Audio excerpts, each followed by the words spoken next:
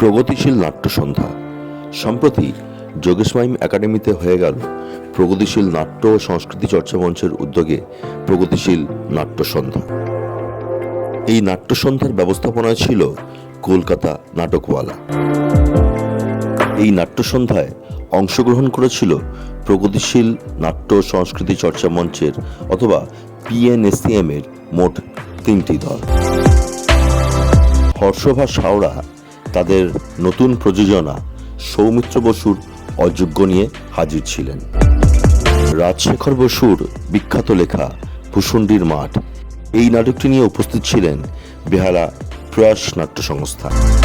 এবং এই সন্ধ্যার শেষ নাটক ব্লাড টেস্ট, ওপার বাংলার লেখক রোমেল রহমানের লেখা ব্লাড টেস্ট নিয়ে হাজির ছিলেন কলকাতা নাটকওয়ালা।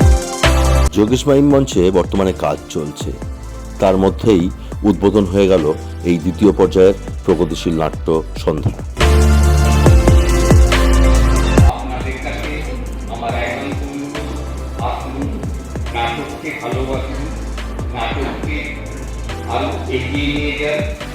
একটু বলে আমি সবাইকে অভিনন্দন জানিয়ে আজকে আমাদের এবং তৃতীয় দর্শন কলকাতা নাটক ব্লাড টেস্ট। আপনারা আমাদের সাথে থাকুন, আমরা আশা করবো আপনাদের